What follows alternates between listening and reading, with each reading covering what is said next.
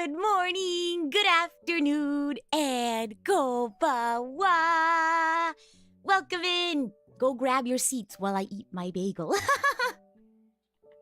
Hello, welcome in. Hello, Mateus, Demon Warrior, Kate Rid, Yonju, Nana, Munch. Let's see, who else? Eaton Man, Hector, welcome in, welcome in. Hello, Stefan, welcome to the stream. How am I doing? I'm good.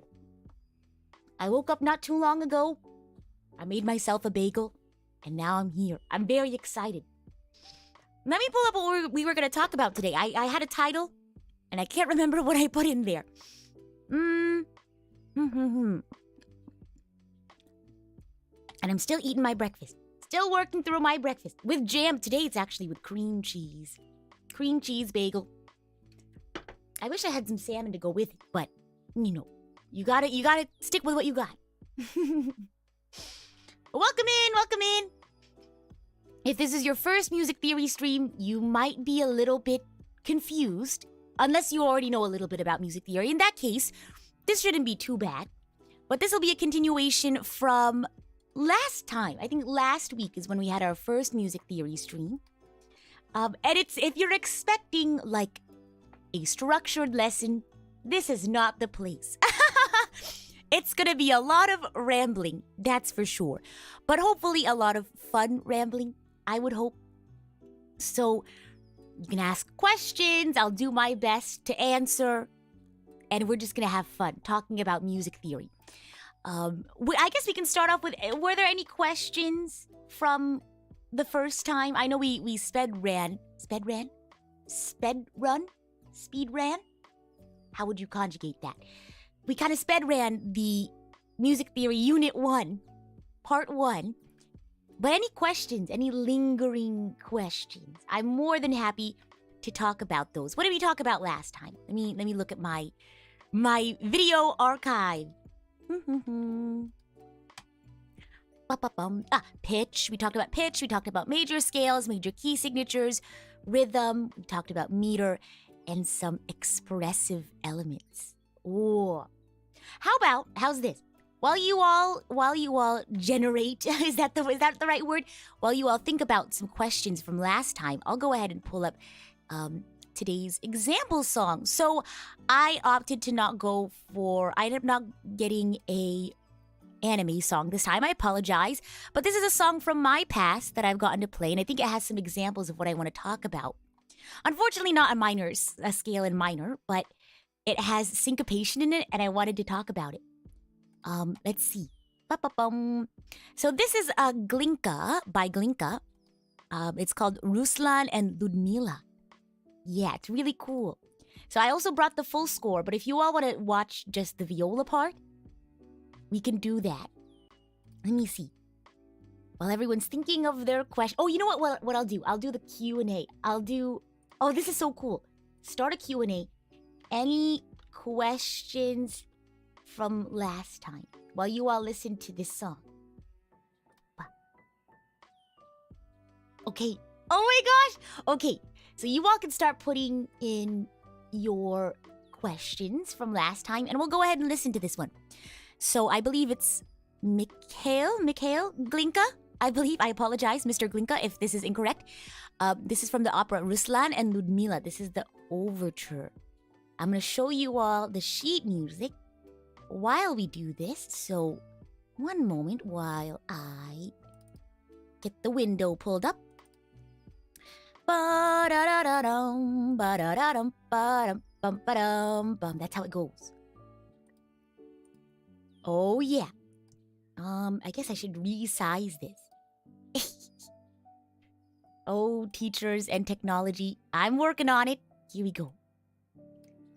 Da da da da dum, ba da da dum, bum bum bum ba dum bum, ba da da. Oh, this should be good enough. I think this is okay. I think you'll get the idea. Here we go. Projector on. Okay, it's a lot. I'll zoom in. It goes really fast. So I guess we can talk a little bit about things that we talked about last time. We have our our tempo right here, presto, half note is equal to 140, so pretty fast, if I do say so myself. Presto, that's one of our tempo, I guess, markings is what you would call them. We have two sharps in our key signature. We have an F sharp and a C sharp. Anyone want to guess what that is? So I can tell you all then the secret, the shortcut on how to read key signatures.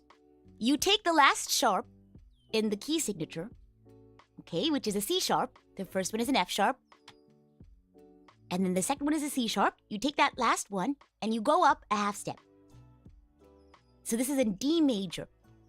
This is a song in D major. We have our time signature. We're in cut time.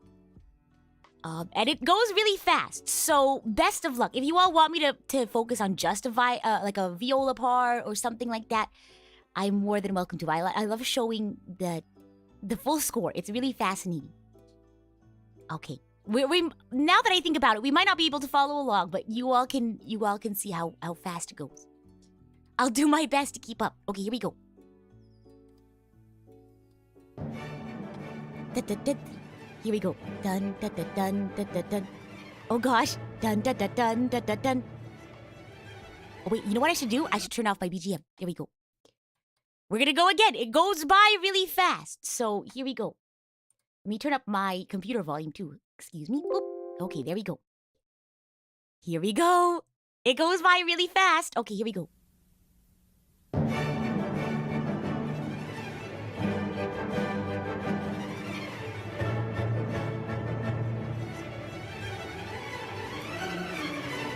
Nice little string moment. Dun. Da-da-da-dum, ba-da-da-da-dum, bum, ba-da-dum, bum, bum, bum, bum, ba-da-da-da-da-dum, bum, ba-dum, ba-da-da-da-dum, bum, ba-da-dum, bum, bum, ba-da-dum, ba-da-dum. More fun string stuff. I'm lost. I like how they pass this little pizzicato section. So I chose this one because I've gotten to play it before in my past. A long time ago, back when I used to be good at viola. But look at this. They pass around the pizzicato. That's super fun. And then, what else? Oh, this fun little feature here too in the winds. That's really fun. But yeah, let's keep listening to it while I review the questions. Turn that down a little bit. Okay, here we go. Questions. No questions. Okay. So I guess we're all on the same page then. Cool. Well, then let's go ahead and end that Q&A. And I'll turn off the music so we can focus on learning. Okay, here we go. Here we go. Dun, dun, dun, dun. All right. So today we are learning, I'll write this all down. We're learning about minor scales. Can you read that? Oh my gosh, my handwriting is so bad. It's okay. You're a newbie? No worries. So if you are a newbie to music theory, you can check out the first one, the ramblings from the first one. But today we're on part 2. We're going to move on. We talked about, what was it last time? Pitch, rhythm, major scales, and key signatures. We talked about rhythm, meter, and expressive elements. Today we're going to talk about minor scales and key signatures. Okay. Melody. Da-da-dum. Timbre. Timbre! And texture. Wow. And good morning. Welcome in. Welcome in. If you're just hopping in, we just got started, so you haven't missed anything yet. Good, good, good. Here we go. And remember, if you have any questions, feel free to ask. This is just a fun, I guess, tutoring session. I feel kind of at a loss calling it a lesson. It's just me talking. Okay, here we go. Let's see. Minor scales. So I actually, quick tangent. Already, we just started the lesson. I use a website called Teoria for, is that how you say it? Oh my gosh. For practicing music theory. And they have tutorials that I'm sure can explain a lot of this much better. than I can. But they have tutorials, they have exercises, and it's just a great place to learn about and practice your music theory. So I'm gonna go ahead and put it in the chat, not the description. I guess I could put it in the description as well. So they have tutorials, but they also have ear training exercises. They have a lot of reference material and articles. I used to use it a lot, I guess, when I was younger to practice, intervals and ear training in that sense. So highly recommend if you want to take your music theory learning a little bit further. If you want to give yourself some homework, highly recommend. And hello, Occupation. Hello, Hoteja. Welcome to the stream. I see you just popped in. Welcome in. So I will be using some references, I guess, from Teoria today, because we're going to be talking about minor scales. We talked about major scales the other day, and we talked about, how to put together a major scale. Do you all remember that? Anyone with a bad memory? But anyway, the interval sequences in a major scale are whole step, half step. Whole step, whole step, whole step, half step.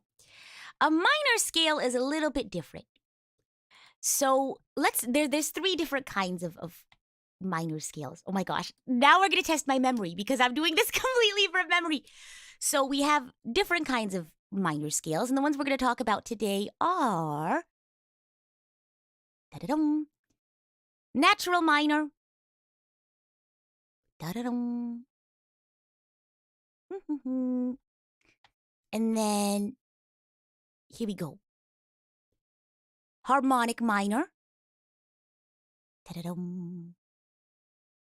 Is it good for other string instruments too? I think in general, the website is just great for anyone who's a musician who's learning how to make music or read music. I think it's great for any sort of musician. Let's see. Harmonic minor. Da-da-dum. Did I contact Shiny because he's not here? So our mod is free to come in whenever. He's not required to be at every stream, so...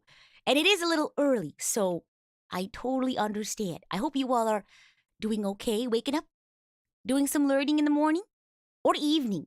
Any evening music theory people out there? You have melodic minor. Nice. And then I guess we could talk about a minor pentatonic scale. Pentatonic. Do you all know pentatonics? This isn't early by your standards, though. Yes. So I woke up, 3 hours ago, but I spent an hour in bed. I was reading pentatonic. I was not reading. I was watching Gordon Ramsay TikToks. I found out this morning that he has a TikTok, and I spent like an hour scrolling through one. It was mostly like cooking TikTok, but then halfway through that scroll, I found out that Gordon Ramsay has a TikTok. And so I just kept watching his react videos on TikTok. Oh my gosh. Oh, you have coffee? I have hot cocoa. I shouldn't forget about it. Let me stir my hot cocoa. Hopefully it's a good temperature now.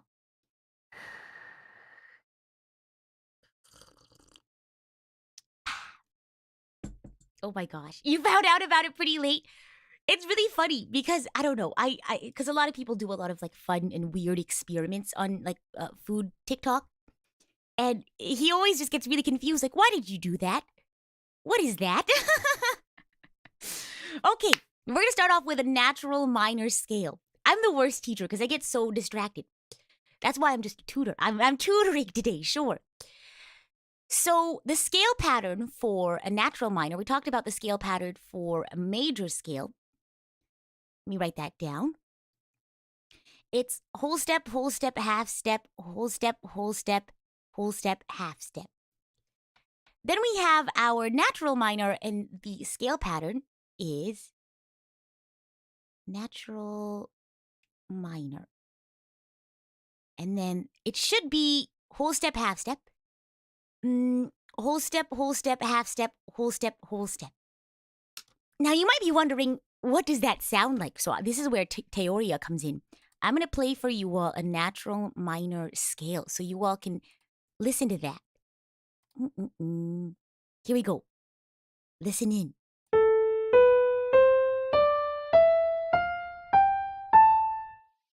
As opposed to a major scale. I think I could sing a major scale.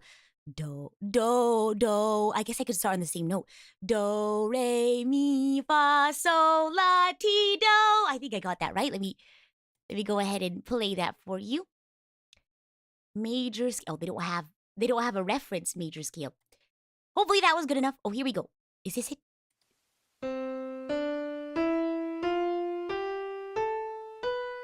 Hey. So that's the major scale. Now listen to the natural minor scale.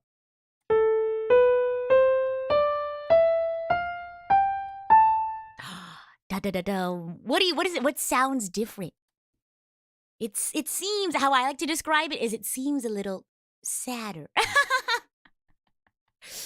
I believe in this one you drop the third and you drop the sixth. Is that right? Do I have that right? Oh my gosh. So that's a natural minor. The difference is here. Yeah, I think it's you drop the third and you drop the sixth. I might have that wrong. But it's like sad. It's a little sad. Now we're going to go with harmonic minor. Harmonic minor. And the scale pattern goes like this. Whole step, half step. Whole step, whole step. Half step. A minor third and a half step. Here we go. So solfege, I think it goes, oh gosh. For those who don't know, how do I describe solfege? Define solfege. It's like choir people use it. I'm not a choir person. It's basically, oh gosh, a music education method used to teach oral skills. So when sight singing, I had to learn sight singing a little bit, even though as a violist, I don't really need to know how to sight sing. I learned how to sight sing a little bit because I had to take like an exam. And they said, you don't have to use solfege when you do the sight singing portion, but you can if it helps. I can't do it. I can't do it. It's like the whole do, re, mi, fa, sol, la, ti, do. But they have different, words for when you like drop the third or the second. So I think it's like do, re. Instead of do, re, mi, it's do, re, me. If that's right. All solfege terms. Here we go. A major, oh, wait, hold on. All solfege terms. What are the 8 solfege names? Yeah, so it's do, re, mi, fa, sol, la, ti. And then sometimes people change some of the words from mi to me. Is that right? But some people start on a different solfege. Like some people will start on ti or something. I don't know. Don't ask me about solfege. I'm the worst person to ask about solfege. Okay. Now, let's listen to harmonic minor.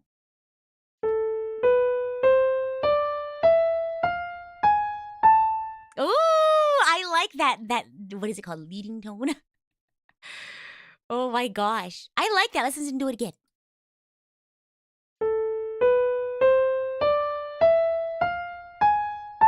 Oh. So that 7th, so this is a harmonic minor scale. You have that 7th degree, that last one. Hold on. Harmonically motivated, that 7th degree. Wow. Sounds pretty cool. Now, we're going to go on to melodic minor, I believe, is the next one I have. Ta-da-dum. Melodic minor. And welcome to the stream, 05 and Wizardly. Welcome in. Is it 05? Or 05? Okay, melodic minor, I believe. So melodic minor is kind of interesting. So it's different when ascending versus descending.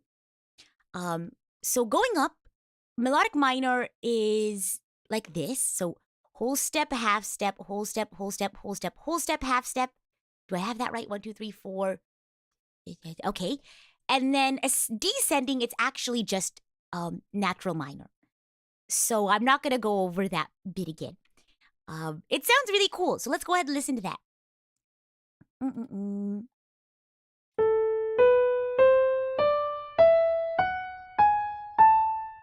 And then going down, it's a natural minor. Let's listen to all of those. Natural minor.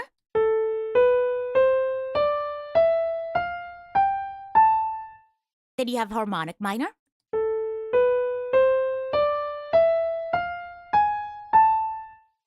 And then you have melodic minor. I don't think the audio has the descending, but you'll have to just imagine it.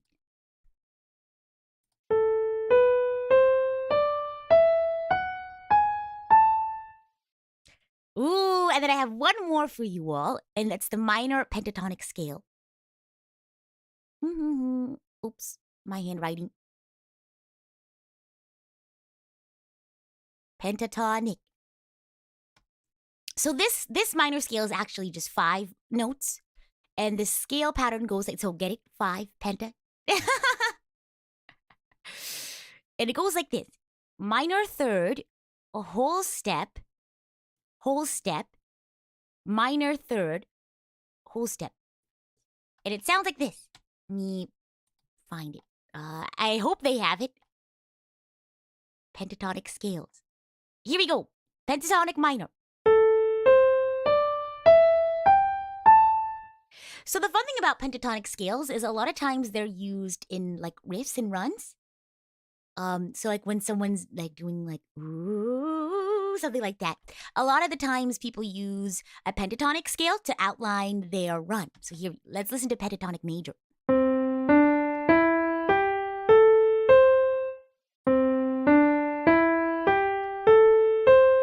And then here's pentatonic minor. Wow. Pretty cool. Someone said it sounds jazzy. Doesn't it sound so nice? So those are the 4 different minor scales that we're going to talk about today. One thing I highly recommend is if you want to be able to get better at recognizing what these scales sound like, is you can go ahead and do ear training. So that website I linked earlier, let me go ahead and pin it. It's a great website to do ear training. They actually have, I think they have minor scale ear training exercises. So you can go to ear training scales, probably. Scales, melodies, scales. Yeah, and then you can decide what scales you want to listen to, what modes you want to be in, like Dorian, Phrygian, Mixolydian, things like that. If you want to do ascending and descending, or if you want to do just one or the other, what tempo do you want to hear it? What clef do you want to read? And yeah, and then you can, I guess you can make educated guesses on whether or not it's a major or minor scale. So if you want to improve your ear training, you can do that. Yeah, the Teoria website. I linked it up here at the top. It's a pinned message now. Here we go. Any questions? I don't know how much I can answer. Again, these are just fun little musical tidbits. I don't know if I can go into the science of it all, but I'll do my best. Oh my gosh. Okay, while you all think of questions, I'm going to eat more of my bagel.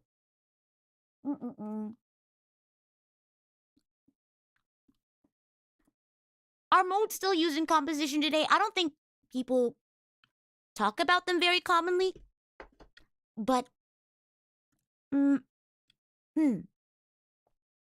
don't know. Like when I'm talking music to someone, I don't think like, oh, I like this like Mixolydian mode this song's in. But if I guess it does still exist in terms of people talking about them.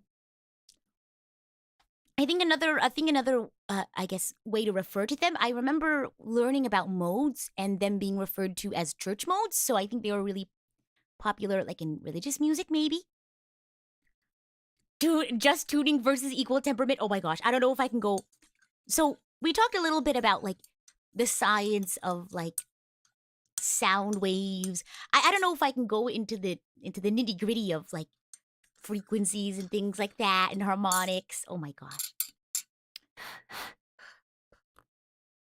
How long did it take you to learn it? If I'm being honest, I learned it for the exam, and then and then from there I can only really just tell major and minor on a day-to-day basis.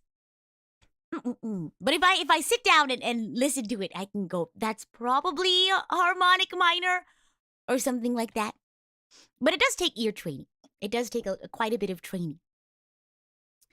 Okay, I guess we could talk about key signatures now. Here we go. Erase their board. Let's talk about key signatures, shall we? We talked about minor scales. Let's talk about key signatures and their relationships. Key signature relationships. So we talked about a couple of key signatures last time. I think the one that we focused on was C major. C major has no sharps and no flats. And so we're gonna go ahead and go off of that. That's gonna be our base, our foundation. So with the first kind of key signature relationship we're gonna talk about is is it parallel? Parallel key. Parallel key signatures. Parallel keys. So we talked about C major. The parallel key to C major is one that shares a tonic, meaning that first note.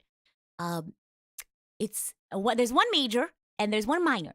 So the parallel key to C major is C minor. Gosh, how many flats does that have? 3? At this point I just memorize what has what. So I think C minor has 3 flats. If I have that right. What's the I guess I should I think I told you all how to read key signatures with sharps in them. Did I tell you all how to read key signatures with flats in them? I don't remember if I did. Oh my gosh. I don't have an amazing memory. It's really just over time. Anything past 3 sharps or 3 flats is anything past that I forget. I have to search it up or remember. I guess the easiest way, I don't know if there's an easier way to do this. So you take what's the word for it? The second to last flat. So if there's 5 flats in a key signature, it goes B, E, A, D, G. You take the second to last flat, and that's the key. D flat major. Is that right? It'll give you the major key. But for minor, let me think. Gosh, I play a lot of songs in major key. But for key signatures that have flats, that's the way to figure out the major key. I gave you all an example and showed you last time. But yeah, I don't know. I just memorized them. For a minor key signature, if you want to go from, I'm trying to think of how to explain all of these tips and tricks. I guess I should just keep explaining keys first, and then I can tell you all my tips and tricks later. But yes, anything past 3 sharps or 3 flats, I have to work in my head. But anyway, parallel keys, they share the same tonic. You have C major and then C minor. Those are parallel keys. Mm-hmm. Yeah, learning the pieces too. So seeing things in C major, D major, F major. Since I see those all the time, I memorize them all the time. Mm-hmm. Here we go. Parallel keys. Then we're going to talk about relative keys. Relative keys. Oh, I combined 2 letters. So these are keys that share the same key signature, but they have different tonics, different starting notes, or different starting, oh gosh. I'm so bad at verbiage. I would have to say. What are they called? Scale degrees? Is that what you would call them? So for this example, we have C major. And it's going to be A minor. I'm doing this completely from memory. So C major to A minor. That is the relative key of C major. So both C major and A minor have no sharps and no flats in the key signature. Mm-hmm. Yeah. They share all the same notes in the scale, yes. A minor just starts on a different note. Starts on A. But it has the same Yes, the same notes in the scale. It just starts in a different place. It starts on the A instead. So that's a relative key. That's it. I don't know if there's anything else I want to talk about in terms of key signature relationships. Yes. Any questions? While I drink more of my hot cocoa.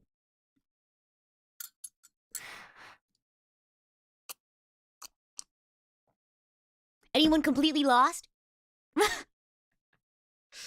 Oh my gosh. I highly recommend, though, if you do want to continue your music theory journey, you should go to like Teoria and practice ear training and sight reading, sight singing, things like that. You've been writing it down? Oh, good.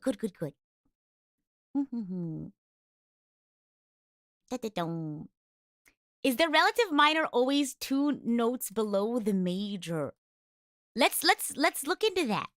Let's look at another let's look at C major's relative key. Or sorry, not C major. Let's do F major. So this has 1 flat. So the parallel or the relative is it's 1 flat. So D minor? Do I have that right? Let me double check. 1 flat key signature. Yeah, okay, D minor. And you said it always 2 notes down below from the major. That works. That checks out. Oh my gosh. Whoa, maybe. I've never thought about that. Anyone want to say otherwise? I just memorized them. So honestly, I don't remember patterns like that. Oh my gosh. Let's be careful not to spam the chat, please. Thank you very much. Very much appreciated. Oh my goodness. Let's see. There's D major that has 2 sharps, 2 flats. That's B minor, if memory serves. There is no negative note. No, I don't think there is such thing as a negative note. What do you mean by negative note? Oh my gosh. Let's see. Here we go. Okay, let's move on. No questions. Here we go. And don't worry, I'm checking my answers whenever I answer them. So it's all good. I promise if I say something wrong, I'm sure you all will tell me. But I'm double checking on Google if I'm saying the right things. I say something and I go, wait, did I get that right? I'll go and check it out. So no need to worry. I may not be a great teacher, but I'll try not to teach you all anything wrong. Oh my gosh, anything below the bar. What bar? Like below the staff? There absolutely are notes below the staff. And we talked about that in the first lesson with ledger lines. Hortensia says, do I need to memorize all the theory or is it enough to remember all the notes for each composition, minor and major? So I'm of the firm believer that you don't need to know music theory to be able to play music. I knew the absolute basics of theory. That is, I could read notes, I could read sheet music, but I don't think you need to know music theory to make music or to enjoy music. But like learning a language in school or wherever the case, it gives you a better grasp and understanding of the language that you're speaking. So I gave this example last time, but you can be a heritage speaker. You could learn a language just growing up and being surrounded by the language. But you could also be, someone who learns a language later on in life. Or maybe you are a heritage speaker and you want to learn your language on, like in an academic sense, to get a better understanding of the language. I think music theory is the same. It could really enable you to, find shortcuts and tips and tricks. And better appreciate music as well. But I don't think it's necessary. Do you want me to make a song? I have a couple of original songs if you'd like to check those out. Is there a limit on lowest or highest note possible written on the staff? Yes and no. So technically you can put as many ledger lines as you want on a staff. But there is there is like an unspoken rule that at some point, if you're using a lot of ledger lines, you should just switch clefs. so that it's easier to read. If it starts to get really difficult to read, then you should just switch class. Why is this so hard? Even math wasn't that complicated. There was this joke. My music theory. I took music theory for a year when I was younger. Gosh, how long ago? Like 5 years ago, I took a year of music theory, and I still remember this meme that our teacher had, and it was something like a music theory teacher teaching their students, going like, "Come on, guys, it's not rocket science," and then a rocket science teacher going, "Come on, guys, it's not music theory." Oh my gosh. I don't know if I can compose classical music. I've definitely tried arranging classical music before. I think I've shown you all a tidbit of it, probably like on a Twitter space. Oh, I wanted to show you all some old recordings, but I don't think I have my... Maybe if we have time at the end of the lesson, I'll pull up my hard drive and I'll hunt for some old music. How does that sound? Yeah, not rocket science. You should start saying that instead of, "Come on, guys, it's not rocket science." You can just say, "It's so easy. It's not music theory."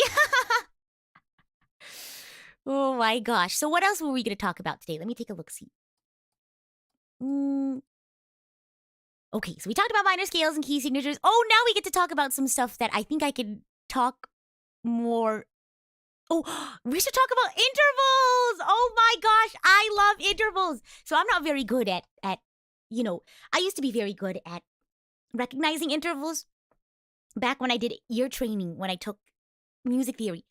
Now I don't. Now I'm not very good. There's a couple that I recognize because they're very memorable, but some of them, I have a hard time with. So intervals! We're going to have a fun time talking about intervals. So an interval is basically the space between two notes. I'm so excited. Intervals are so fun. Raise your hand if you don't know what I'm talking about in terms of intervals. I want to see what sort of level, what playing field we're on. Okay.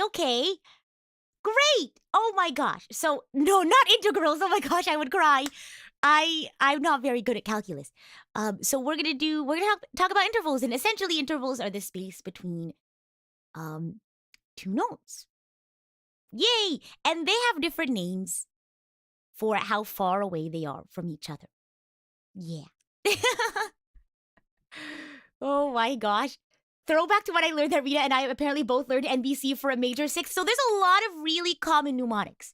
And I'm going to share the ones that I learned today. These are probably ones that you've learned.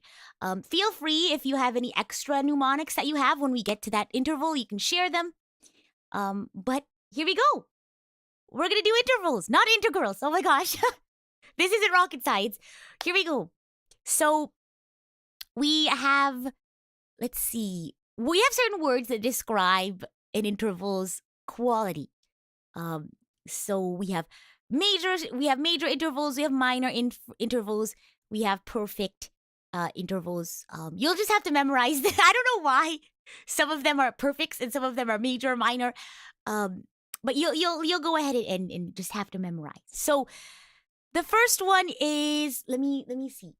Let me write down some of my favorite. I think actually no, I woke up this morning and I wrote down some of my favorite intervals. Okay, so here we go. First interval we're going to talk about is a minor second. We're going to go up. We're going to increase the intervals bit by bit. So a minor second interval is 1/2 step. And 1/2 step. And the one that I like to remember for this one is the Jaws theme. Da-dum, da-dum, da-dum, da-dum, da-dum, da-dum, da-da-da-da. So that's a minor second. I think there's another name for it. There's a lot of weird ones like augmented blankety blank, but these are the ones that I use. Minor second, 1/2 step. I like to use the Jaws theme. Dun dun dun dun dun dun dun dun dun dun dun dun. Now we're going to move on to a major second. So if we were going to go from the letter C, this would go up to the letter D, the note D. This is 2 1/2 steps. And the way I like to memorize this, right, an augmented unison, there's so many different ways to refer to these, but I'm just going to go with minor second and major second. Can you sing both notes at the same time? There, I remember in music theory, our teacher taught us about, like, is it Mongolian throat singing, where they create, like, 2 notes. It's so cool. But for major second, I think I have this right in the traditional, like, sakura, da, da, da. I think that's a major second. Da, da. Let me go listen. Let me go double check. Intervals. Here we go. A major second. Yeah. Da, na, na, na, na, na, na, na, na, na, na, na, na, na. So that's how I remember major second. Okay, so let's hear it again. Minor second, jaws. Da, da, da, da, da, da, da, da, da, da, da, da, da, da. Oh, happy birthday is a good one. Happy birthday to you. And then for major second, I use sakuna, sakuna. So it's that da, da, da. And those are the seconds. Woohoo! Let's go on to the thirds. We have minor third. Minor third. This is 3 half steps. And do you all know Brahms' lullaby? Lullaby and good night. I don't know how it actually goes. Da da da. Let's listen to it. Minor third. Da na na. Go to sleep. Go to sleep. Go to sleep, little baby. Go to sleep. So that's a minor third. 3 half steps up. And we have major third. Oh, major third, I like to use oh, when the saints go marching in. Oh, when the saints. So it's that first interval. Oh, when the saints go marching in.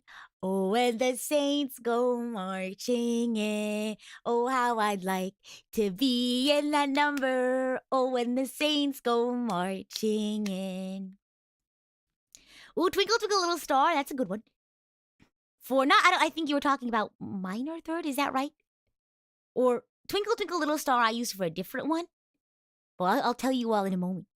So the major third, oh my gosh, my M's look not different. They look the same. Hold on. Let me start over with my handwriting. How about we do this? Minor second, major second, minor third, and a major third. Here we go. All right. Major third.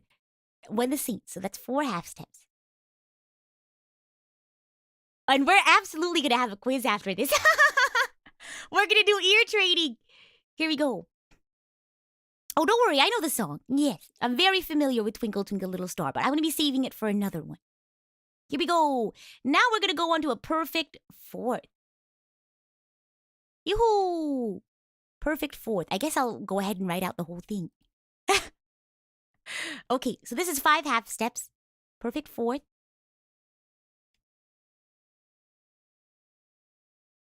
Here we go. Perfect fourth, I use taps. I think I've mentioned this before. Bum, bum, bum. That's the interval. Bum, bum, bum. Let's listen to it. Bum, bum, bum. Bum, bum, bum, bum, bum, bum. Oh my gosh. Okay. And then I was going to go to a perfect fifth, but there's an augmented fourth too. I don't have a mnemonic for this one. Oh, it's a tritone. Dun, dun, dun. So I guess we can talk. I would just call this a tritone. They call this the devil's interval. Dun, dun, dun. Dun, dun, dun. I'm just going to go 1, 2, 3, 4, 5, 6, 7 all the way up. Here we go. I tried doing the capital M, lowercase m, but my handwriting is really bad. So I switched it over to min and mage. So tritone is 6 half steps. Dun dun dun dun dun dun dun dun. So this one I just happen to know in my head because my lesson teacher would play this all the time because he would make a joke about, he would try to scare us all the time. So he would always keep a piano at the front of the room and he would go like, tritone jump scare, dun dun dun. And he would do this little jig while playing a song with a bunch of tritones in it.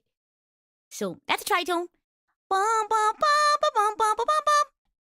Okay, here we go. Next up, we have a fifth, a perfect fifth. Da-da-dum. Perfect fifth. And this has 7 half steps. You can use Twinkle Twinkle Little Star for this one. So this is the one I used with Twinkle Twinkle Little Star. Twinkle, twinkle, little star. See, let's listen to it again. Twinkle, twinkle, little star. For your listening class, you had headphones, you accidentally played that tritone at max volume with them on. No!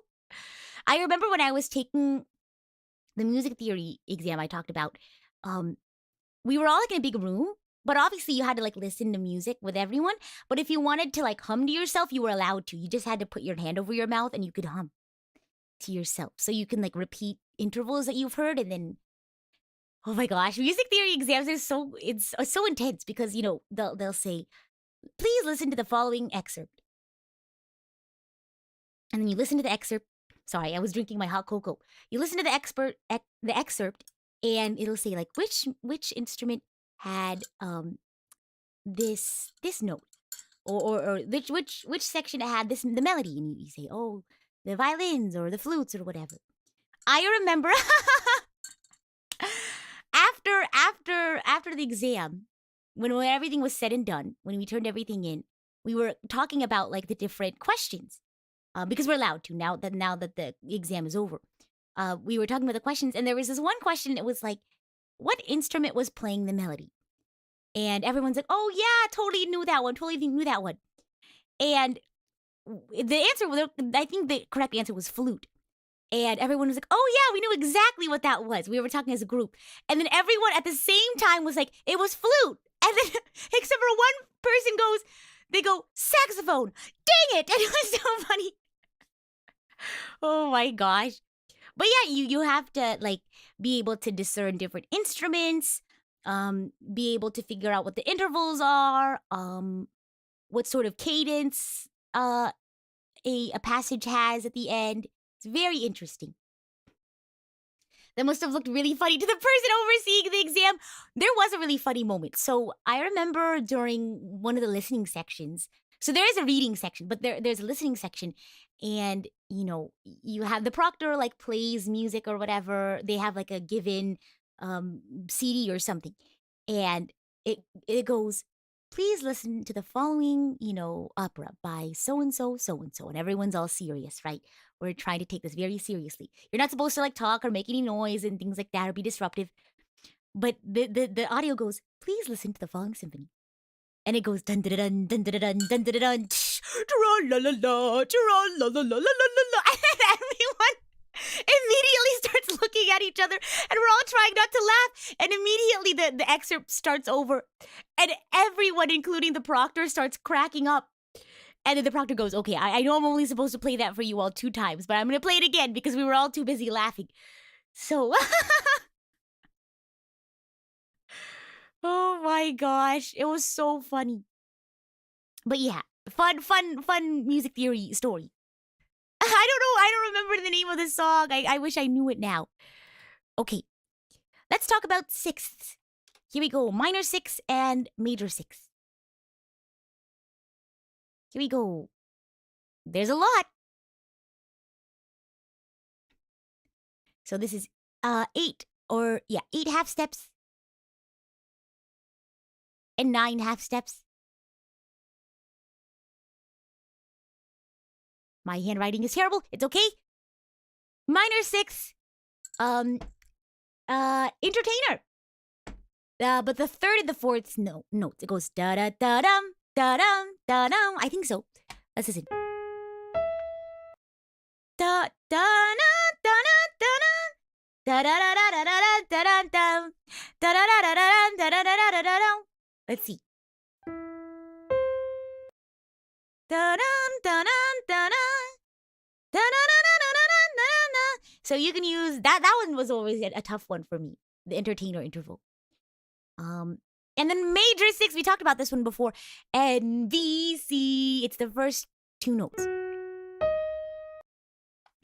NBC. Oh my gosh, we have 3 more. We have 3 more. Okay, hold your horses. We're almost there. Minor 7 and major 7. Oh, ice cream truck. You know, that's how you know the song Entertainer. Oh my gosh, I've never heard an ice cream truck play the Entertainer song. I love that. Scott Joplin, Entertainer. Okay, 7th. This should be 10 and 11. 10 half steps and 11 half steps. Here we go. You're writing this down as fast as you can. Sorry. If I'm going too fast, you all can let me know. Minor 7th, you all know West Side Story? Let's see, let's listen to it. There's a place for us. The song is called Somewhere. That's how I remember it. There's a place for us. Na na. It's a really sad song. And then major 7. Oh, this is a fun one. Take on Me. Take on me. Take on me. Take me on. Here we go. Take on me. Take on me. Take me on. I'll be gone in a day or 2. I think that's how it goes. Oh my gosh. And last one is a octave. Bum, bum, bum. Let's see. We have an octave which is 12. And that's the end of it. A perfect 8, if you will. 12 half steps.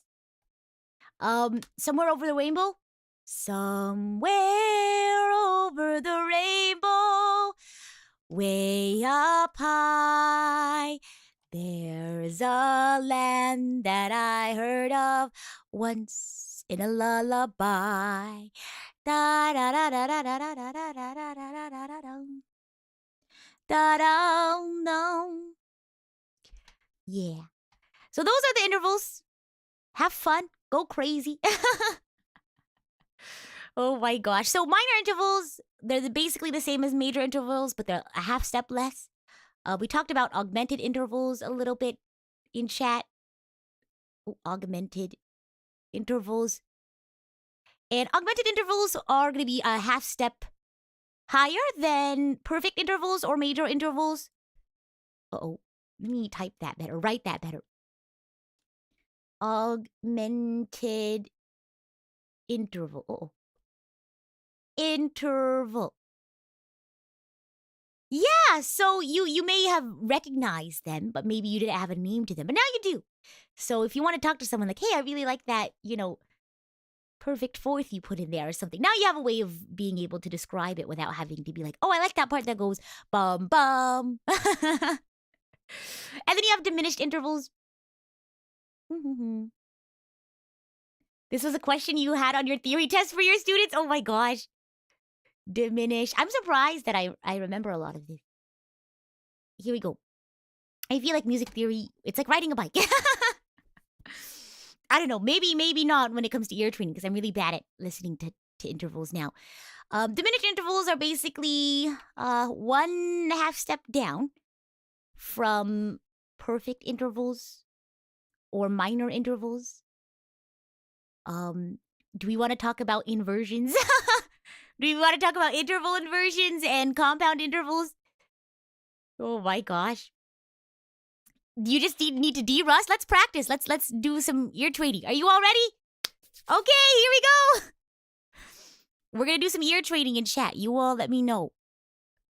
Intervals from random note. We're going to go all the notes, all of them. Yeah, every single one that we've done. This is going to be terrible. Let's do ascending only. I'm going to cheat and I'm going to read them in autoclef. No, I'm not going to look at it. I'm not going to look at it. That defeats the purpose of sight singing. Here we go. Taps, perfect fourth. Bum, bum, bum. Correct! Okay, that was a practice. Now I want you all to practice. Here we go.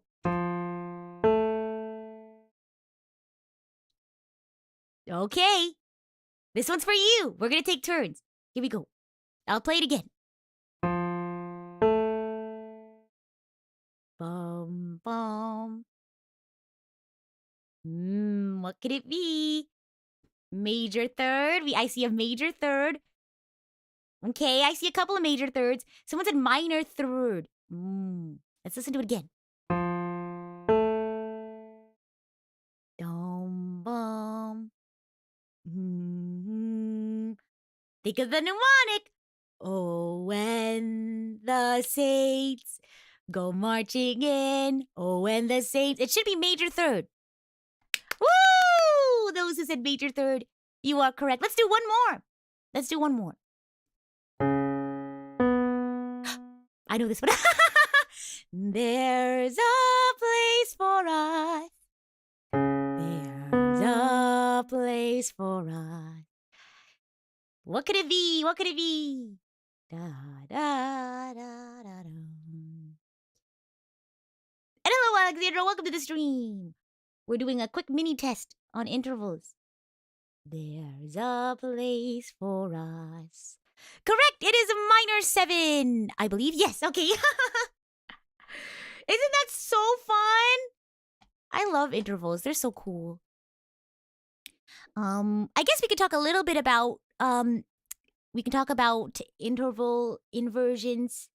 We can talk about compound intervals. So basically, inverting an interval is basically switching the positions of two notes. So let's say you have an interval, like, let's see. Let's do this. Ba-ba-bum.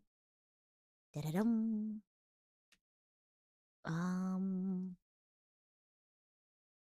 Okay. So let's say you have a minor third. Okay, I guess this wouldn't be a minor third. This would be a minor third. So let's say you have. Let me write my really weird clef. F-A. We'll call it a minor third. Sure. Since that's what I said. Flipping it, you would take this. This would become the bottom note. So that'd be a major 6. It'd be like what here? So this is a major 6th. So that's interval inversions. So you basically take the top note and it becomes your bottom note. Yeah. So I'm trying to think of a fun way to put that together. So it's gonna. So here's a fun way to think about it. To check yourself, the names are always gonna add up to 9, if I remember correctly. So minor third to major 6th, that's a 9, and you're also gonna flip the opposite, the thingamaboop. So from minor to major, and the numbers add up to 9. So let's say you take like a minor 7. There's a place for us. I don't know if I sung that right. So you take the 7, and that's minor 7. You switch it to major, and then it has to add to 9. So major 2nd. That's how you do, in a nutshell, interval inversions. Except for, of course, perfect 4th turns into perfect 5th. You add them up together, 4 and 5. That's equal to 9. So rule of thumb for interval inversions. Write that down. When you switch the notes, the top note becomes the bottom note, and the numbers add up to 9. And then you switch the name, the specific names, a minor and major. Switch specific name. Excluding like perfect. So perfect fourth becomes a perfect fifth. Yeah. And then a compound interval is basically any interval that is greater than an octave. So you're combining intervals. So for example, let me do this. Is it just for these two that add up to 9? No, so they are all going to add up to 9. So perfect fourth, the inversion is perfect fifth. Minor seventh we talked about is major second. Things like that. Yeah. Here we go. And real quickly before we move on to things like texture and melody, we're going to talk about compound intervals. So basically anything that adds up to greater than an octave. So something like that would be a compound interval because it's greater than an octave. Yeah. Okay. All right. We're going to move on to the last topics for the day I think I wanted to talk about. We're going to talk about timbre and melody and texture. So I guess we can pull up the sheet music again. Let's bring out the Glinka. Okay, we listened to this earlier. Timbre! So hopefully they'll have what I'm looking for in the Glinka. They had some syncopation in here, so I wanted to talk about that. Here we are. Here's the Glinka. Okay, let me switch to a red marker. Let's see, I had some sticky notes of things I wanted to talk about. Timbre. So basically, in a nutshell, timbre is the sound quality based off of, gosh, let me actually search this up. Define timbre. It's basically the sound quality of whatever sound is being produced, as distinct from its pitch and intensity. Oh my gosh. Think of it as like a color or a tone. Yeah, like rough maybe or scratchy.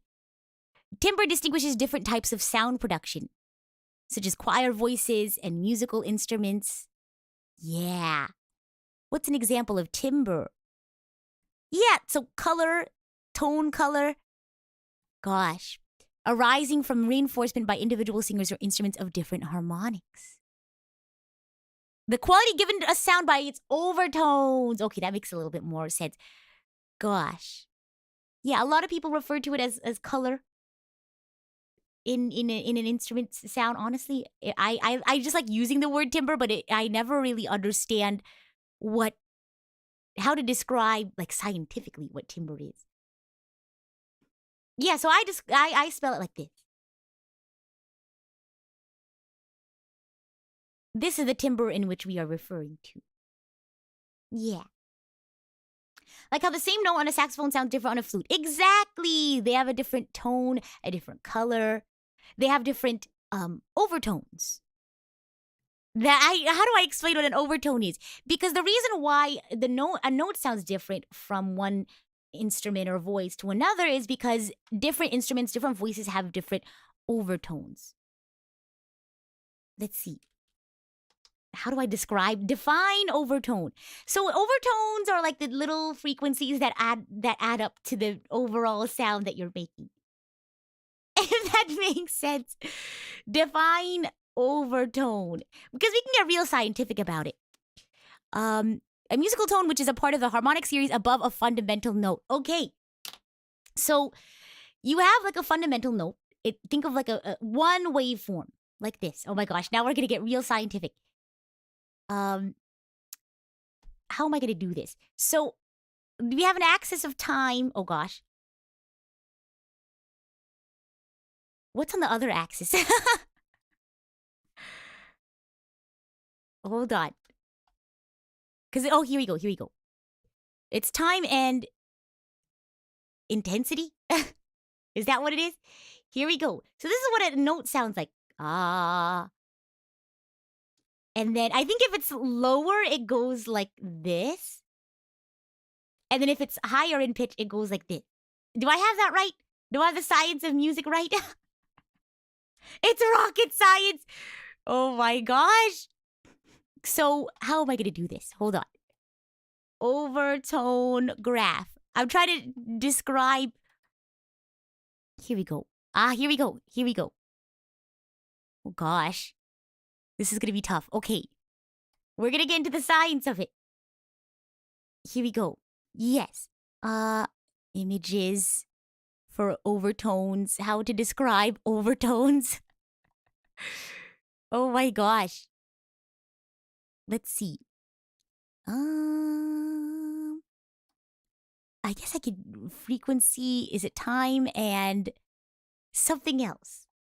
I know, this is going to be really tough. Hang in there with me. Harmonic series. Okay. How to define overtones. Oh my gosh. It's really hard to explain. But essentially, you have all these, like, you have a fundamental note, which is like the note that you're trying to sing. And then just by the nature of your vocal cords or your instrument, there's also other like quiet notes that add up. And they all add up to one thing. And this collection of sine waves creates your overall note. And the different overtones and things like that, I guess, define your timbre. So someone might have a more, rough timbre because they have a certain number of overtones, whereas like maybe someone else who has like a softer timbre or like a brighter. What are some words you could use to describe timbre? Hello, Marcus. Welcome backstage as Idol Coach. Oh, bright, dark, brassy, harsh, buzzy, thin, raspy, shrill. So these are all words that you can use to describe timbre. And timbre is and it's not just on this, this tidy level, right? This micro level of overtones adding up, all their frequencies. I think you could also refer to timbre as a collection of voices or instruments coming together to create a certain timbre. Yeah. Or I guess texture. We could talk about texture too. So let's move away from the timbre talk. Yeah, so basically it's the quality of a voice or sound. I mentioned earlier it's like the tone or the color. Basically that. Let's talk about texture.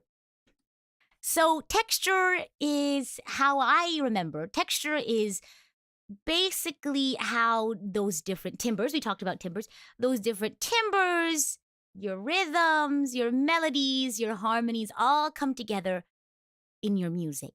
And let's talk about the different kinds of textures, shall we? So I think there's monophonic texture, polyphonic texture, and that's all I can remember. I know there's another one, and it was like I'm just gonna talk about monophonic and polyphonic because I can't remember. I think there's two others, but I'm not gonna. I'll since I can't remember them now, I probably won't be able to speak on them. Here we go. Yes, homophonic and heterophonic. But since I don't remember much about them, I'll go ahead and leave them off for today. I don't want to talk about the wrong thing. So I'll talk about things that I kind of know.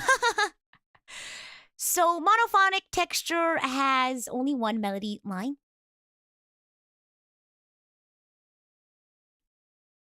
That are playing together. So, for example, you have actually I think I can show that to you in the Glinka. Here in the string section. Bum bum bum bum bum bum bum bum bum bum bum bum bum. I would consider this monophonic right here. Let me write on it. Right here. Oh, goodbye. There we go. Right here, this is a very monophonic texture. Bum bum bum bum bum bum bum bum bum bum bum bum bum bum bum. And then polyphonic, I don't know how to say that. So it has 2 melody lines. So we can probably scroll through here and find something. Maybe when it goes dun dun dun dun bum ba-da-dum bum bum ba-da-dum ba-da-dum, something like that. There's just a lot of accompaniment for the flute. Dum bum ba-dum. Would you call that? I guess you could consider that polyphonic. Bum bum bum bum bum bum bum ba-da-dum. Right here. See how it's different? The first way I said is correct, polyphonic. There you go. Bum bum bum bum bum bum bum. It's a really wonderful piece. I highly recommend you go listen to it.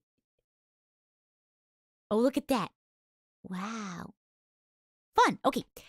So we talked about texture. Let's talk about melody. Let's talk about the different features of melody. And since we have the glinka up, this will be a perfect thing. So there's different ways you can talk about melody. We can talk about the contour, how it's shaped. So in fact, I'll go back to this section right here. Let's talk about ascending. So here the melody has an ascending contour. It's going up. Like here. See how it's going up? So the contour here is ascending. And then of course we have, don't zoom in. We have our descending as well. We can find one easily right here. The melody, the contour here is descending, very obviously. And then we have a wave. Let's see if we can find a wave contour. It kind of goes, it kind of undulates right here. Up and down. Sometimes, I love like really wavy arpeggiated sections where it goes like I love those. Those are so fun. Here we go. So we talked about different contours, and then we could also have a static contour. Maybe you're staying the same.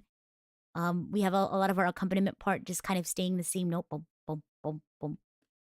Dum, bum, ba-dum, ba-da. Keep things simple because there's a lot of stuff going on in another place. My conductor goes, if you're not playing anything interesting, don't take up too much space. Oh my gosh. Because sometimes my orchestra, we have a tendency of being too loud. Sometimes when we need to be quiet. So we have ascending, descending, wave, contour, static contour if nothing's moving up and down. Yeah. Here we go. We can talk. Do we want to talk about melodic movement? I guess. So there are 2 things in melodic movement, and it's how. It's basically how the notes change. It's between like how the music changes relative to the pitches before and after it. Yeah. So the first type being, let me go ahead and close that. Let me write something down on the board. We have conjunct, and you're kind of moving in a sort of stepwise sort of movement, and then disjunct,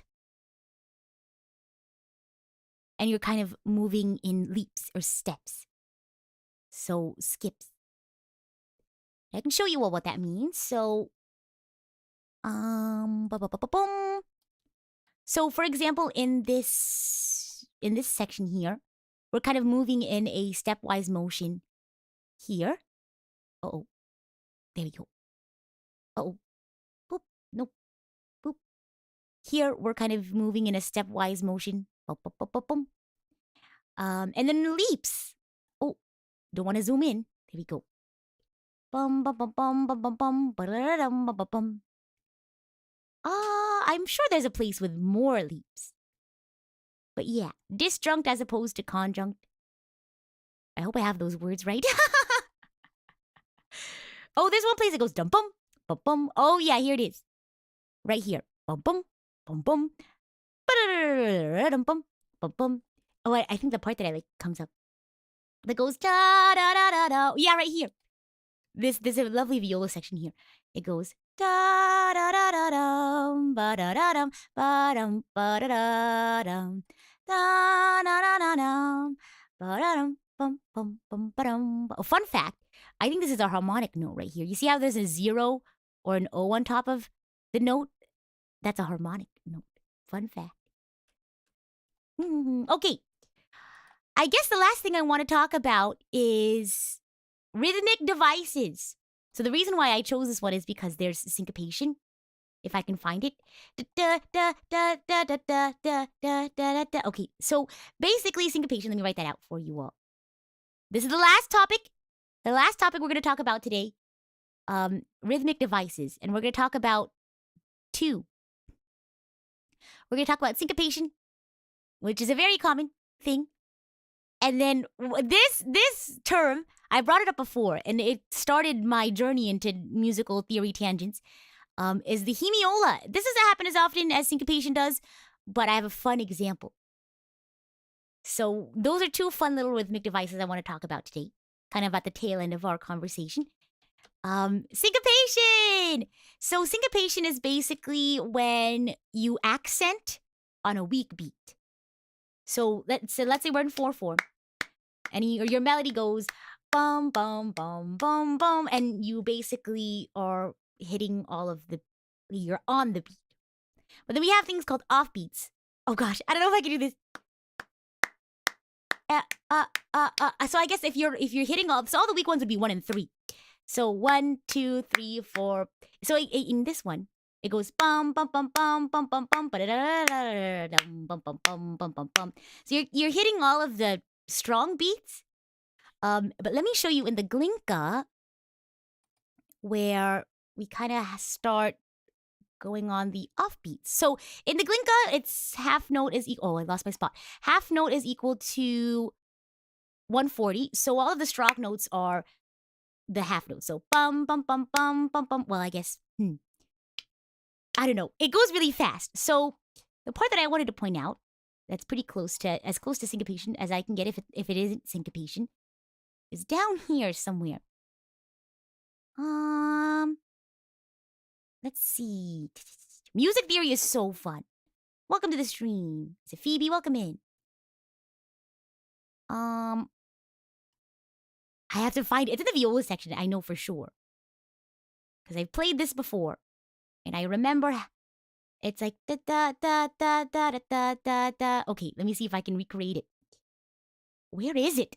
Where are you? Wait a minute. Where are you? Oh, here. It's past the harmonic section. Ah, here it is. Okay. Here we go. Here it is. Okay, this is the pole. So hold on. I wanted to highlight the viola section. So normally, if we were on the strong beats, like the rest of, like the cellos here, we would be playing on the 1 and the 3. But instead, our notes start on the 2 and the 4. So if we go, how does it go? Da da da da dum ba da da dum ba dum ba da dum dum ba ba ba ba ba ba ba ba ba ba ba ba ba ba ba is how it would go. So normally the cellos are going bum bum bum bum bum, something like that. I can't sight sing. Whereas the violas would go ba ba ba ba ba ba ba ba ba ba ba ba ba ba ba. Does that make sense? We're not starting our note on the strong beats. Whereas the cellos are ba ba ba ba ba ba ba ba ba ba ba ba ba ba ba. So that's syncopation. Kind of being on that offbeat. It's really fun. It's really fun. And sometimes it does get a little bit difficult when you're syncopated, but like the person next to you isn't. Oh my gosh. So that's syncopation. You accent the weak beats instead of the strong beats. And then hemiola, my favorite. So this is my favorite like musical like thing. I got to be in a very casual like community production of West Side Story. West Side Story does not have any viola parts, so I had to play violin 5. That was very interesting. And our conductor was talking about hemiola, and I'll sing the song America in West Side Story. And basically, hemiola is a rhythmic, I guess, device where you kind of switch between 3 and 2. This ratio of 3 and 2 in your rhythm and meter. Let me see if I can pull up an IMSLP copy of America. I doubt it though.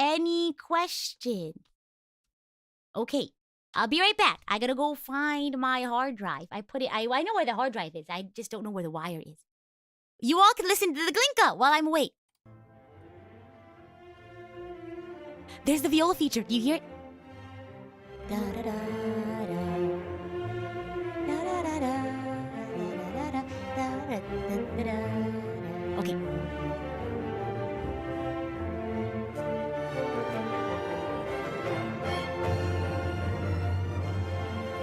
This is also where the syncopation is. Sorry.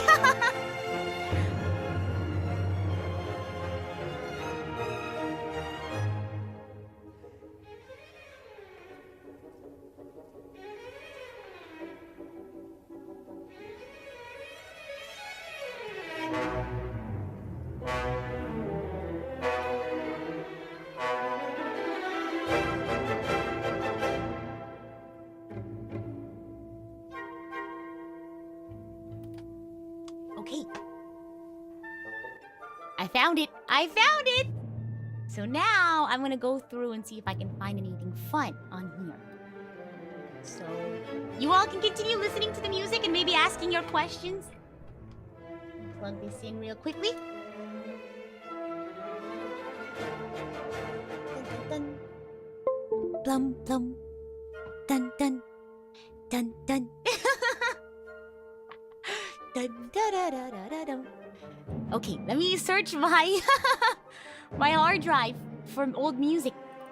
I don't think I have any old recordings. This is gonna be tough.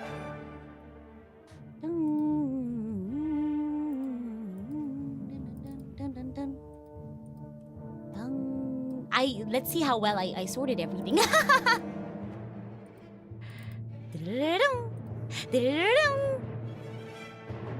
Oh, I love this part. Okay, here we go. Looking.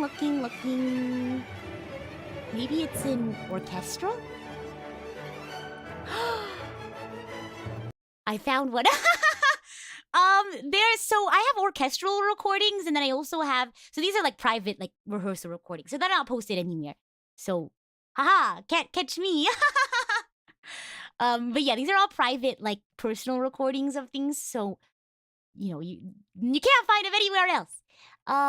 Let's see. Instrumental? What's the difference between this one? Probably just karaoke versions of songs. Oh yes, I was correct. Okay. So, how about we do this? Prokofiev Symphony 5, Movement 1. Here we go.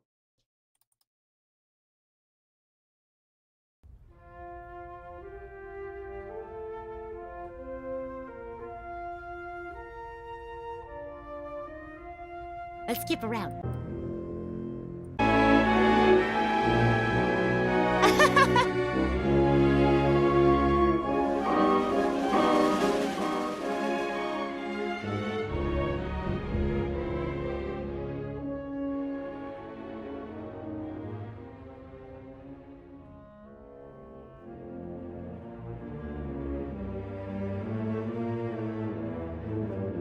Whoa. Let's keep skipping around.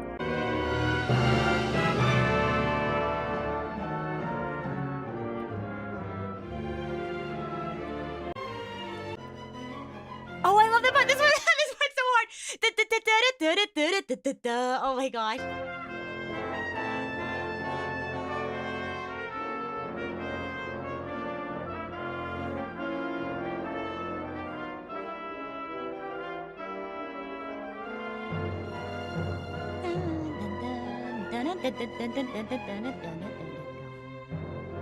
I love that motif. A little pitchy there, that's okay. Oh my gosh. I'm trying to remember how old I was when I played this.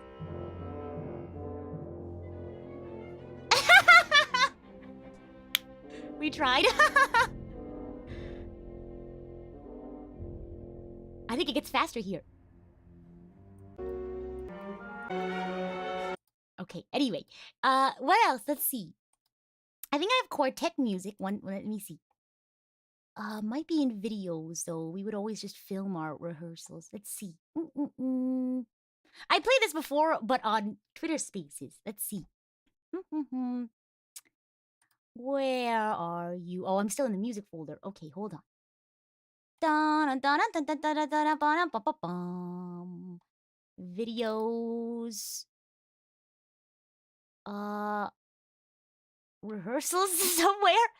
I'm looking. Ah, quartet. Here we go. Oh, what should what should I play for you all? Or I guess an old recording. So the audio is really bad because we didn't really have anywhere to like record. So apologies. Let's see. Okay, let me check the volume first. Yeah, we're done with music theory for the day. We're just listening to some old recordings. Let me see if there's any questions in the Q&A, actually, before I play it. Are there any movies, TV shows, or songs that show good examples of lessons? Like School of Rock? Oh my gosh. I don't know. I actually don't know. There are like anime about like orchestras, and well, obviously there's Sound Euphonium. I really like L'Accordadoro, but that's more like competition music. But I think you can still learn to appreciate it. Your Line April had a lot of really wonderful classic pieces in there. Um, Nota, wait, something Cantabile. I can't remember. That was a long time ago that I watched it. Cantabile. Nodame Cantabile. That's the one. There's a lot of really good orchestral anime. I highly recommend. But since we're not in lesson mode anymore, let's go into super chat reading mode so I can play these songs for you all.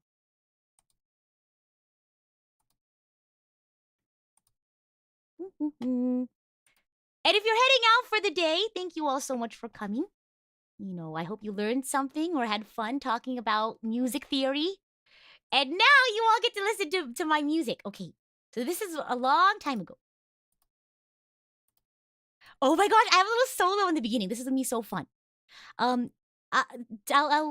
sing it a little bit for you. It goes ba da da da da dum dum da dum da da dum dum ba da dum da da dum ba da da dum da dum. Okay, so listen out for that. Okay, let me get my desktop audio.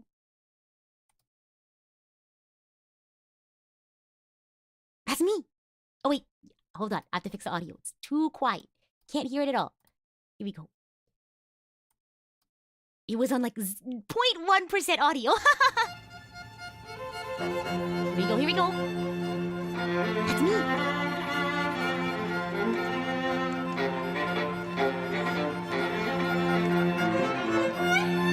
That's our first violinist.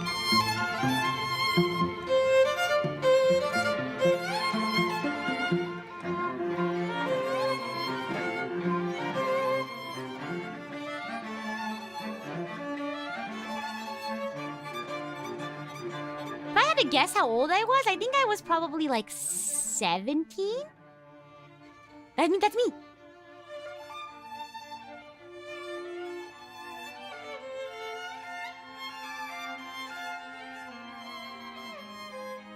So like not too long ago, but also a long time ago. Both at the same time. And now I forgot everything. But also I would practice like every day. That's a lie. I practice a lot though, every week. So that was back when I practiced regularly. I'm gonna skip around because I have favorite parts of this piece. Where's the funky cowboy part? It's very pastoral, this song. In some places. Right here. That's not me.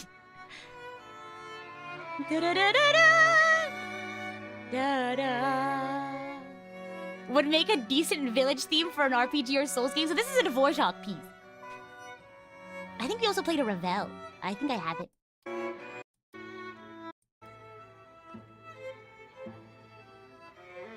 That's me! Playing the funky cowboy part. We joked around, we called it the funky cowboy part because it was like a So there's a motif that goes da dum dun dun dun dun dun dun dun dun dun dun dun dun dun dun. So we call that the cowboy.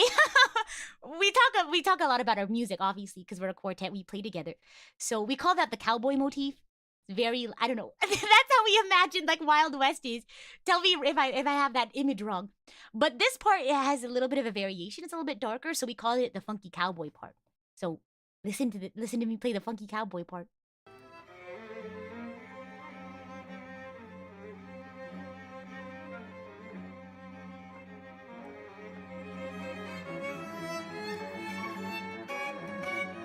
Cool. So cool.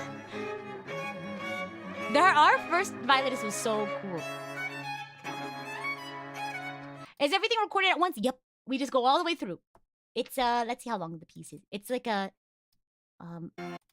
it's a 5-minute piece, and yeah, if we mess up somewhere, we just have to start over. Gosh.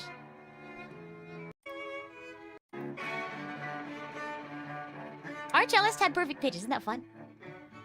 That's me. Oh, there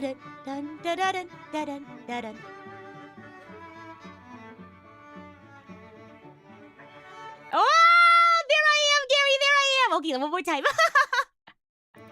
I wish I could play like this again. Oh my gosh. But I also couldn't be bothered to practice as much as I used to. Oh my gosh. Here we go. Here it is.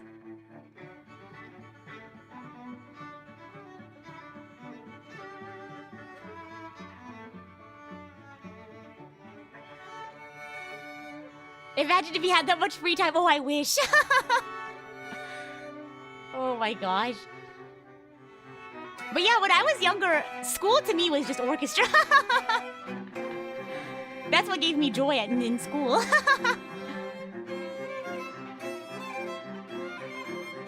Did I have a perfectionist mindset? No, I did not. Oh, this is our second violinist. So cool. Whoa, and then she goes. There's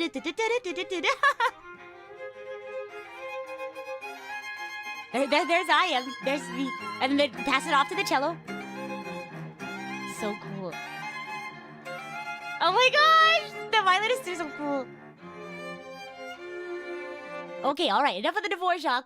You want a little bit of Ravel? Oh, wait! I don't know if I can play this, but we played an arrangement of Merry-Go-Round of Life. Oh my gosh! I'm gonna listen to it myself. I don't know. I don't think I'll be able to play this. Here we go.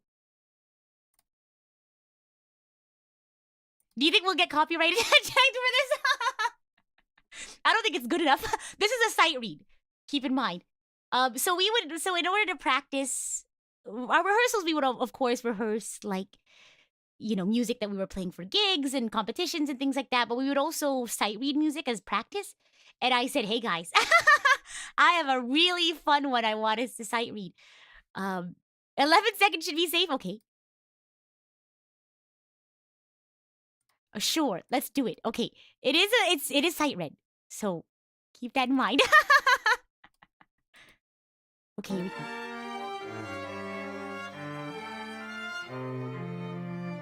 See, it's okay. We may do. Oh, that's me. Dun, dun, dun, dun. They did a really good job, though.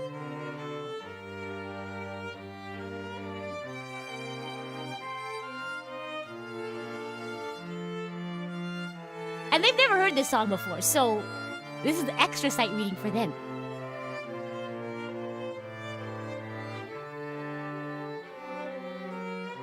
So, okay, that's enough.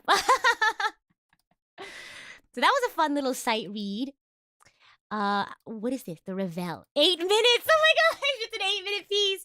Here we go. Oh my gosh. Let's see. In the beginning, we're like looking at each other like, you ready? Let's see.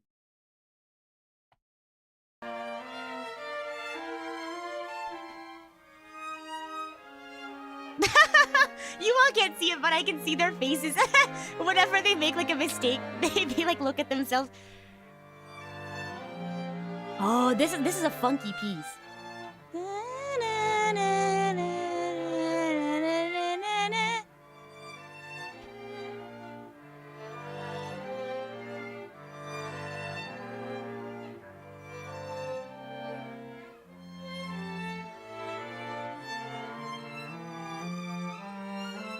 Okay, I'm gonna skip around. It gets a little funky. Here it is. It's a really funky piece.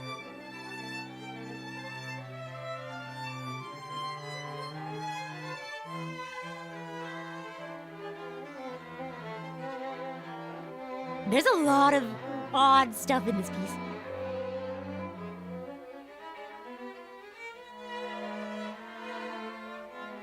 Isn't that so funky?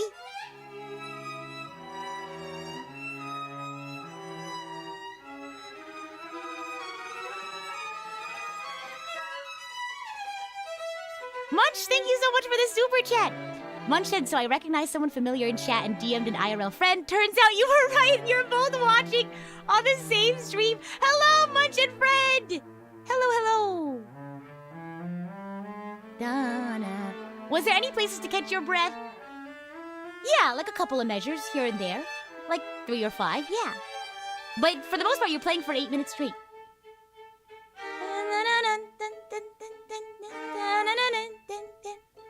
Oh, this part's really cool.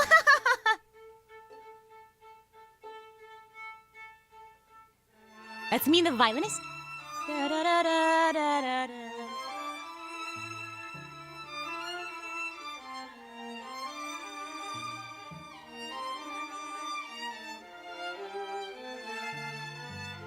Oh, I love that second violin part where they go. Oh my gosh. Oh my goodness. I think that's it. I think that's all the pieces I have from rehearsals that I've recorded. Ravel, Dvorak. What else? I think that's it. I hope you all enjoyed those little tidbits. I have... I have so many fun little memories. I did a lot back then. Orchestra was like one of the things that gave me like joy. It taught me a lot about like discipline and like responsibility and things like that. So it was a very important thing for me. Yeah. Because it's like all the time, instead of going home, I'd be like, maybe I'll stay a little bit later and make music. Because orchestra gave me something to do like after school and in my free time on the weekends. So very grateful for it. Shirley says your cover of Anima Rosa is the best thing ever. Oh, thank you. I'm glad you. I hope you all have been liking my Bleach covers. Let's see. Let's see. They've been doing really well. I'm really glad that you all have been enjoying them and you know, sharing them, and yeah, I'm just really glad I could share my love of the anime with everyone. You cried on Harukaze! Oh my gosh. I remember like animating or like putting together the movie for that one, and then everyone was like, oh my gosh, I see it! I see the videos! Oh my gosh. It was a really fun project, and I'm really glad you all enjoyed it as well. Dun, dun, dun, dun, bum, bum, bum. Dun, bum, bum, bum. I'm closing all my tabs now. Let's see. More viola cover, perhaps. Maybe someday. Marcus, thank you so much for joining us backstage as Idol Coach. And Alex, thank you so much for the dono. Thanks again for the comfy and educational music theory stream, Professor Rita, of course. I don't know if I'll continue past this. I think past this, I don't know if I can do a really good job about teaching music theory. I mean, I already don't consider this teaching, quote unquote. I think I'm just rambling about music theory. But I think past this, I don't think I can really tutor, if that makes sense. I don't know. Like, I understand music theory, but I think I really only understand music theory on a more practical sense, if that makes sense. Like, I know how to use it and I know what it is, but I don't know how to describe it for other people. So I'll probably just stop here. If you want to learn more, though, I highly recommend you check out Teoria. Reviewing, oh yeah, we can change it from teaching to reviewing music theory. Because I think, like, oh my gosh, what if we took an exam together? I'm sure I can find like a music theory exam somewhere. Oh my gosh. But I think from here, because what else would I talk about? We could talk about chords, cadences, phrasing, chord progressions, um, embellishments, things like that, modes, form, part writing. Oh my gosh. Oh my gosh. Part writing was such a fun part of music theory, but I remember they're like, no parallel fifths, no parallel octaves, no crossing parts. Oh my gosh. Like, doesn't the Rugrats theme have parallel something something? Oh my gosh. Um, is it fifths? They're like, no, don't do this, don't do that. Oh yeah, 5 songs that use parallel fifths, forbidden music theory. The Rugrats theme has it. But I told that to my teacher. I said, "Well, what do you have to say about the Rugrats theme?" And he goes, "You got to learn rules before you can break them." I haven't part written in years. Oh my gosh.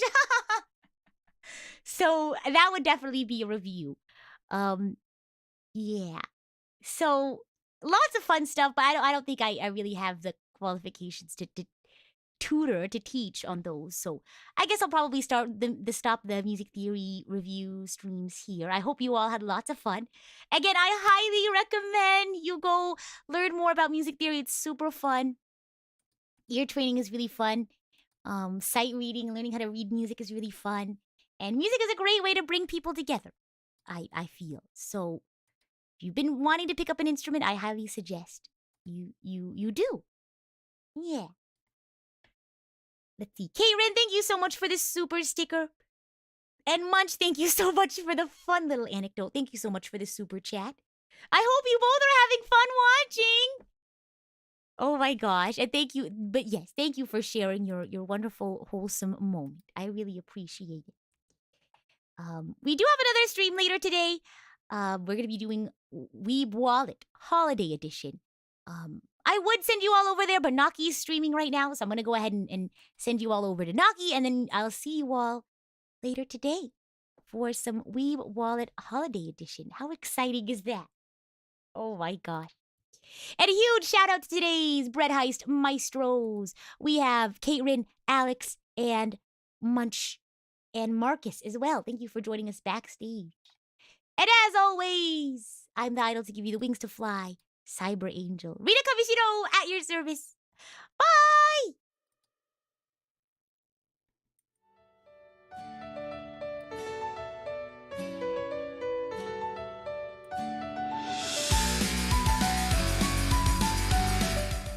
Also, somebody asked if I have a favorite composer. One of my favorite composers is actually Chopin, and by that vein, I also really like Debussy, or Debussy is how you pronounce his name. I don't know. I really like the romantic composers, but I also like a lot of like postmodern composers as well. Those are really fun. Yeah. What about you all? Who are your favorite composers? I'd love to know. Alrighty, bye! Oh, sorry, Mike. I accidentally bumped my mic.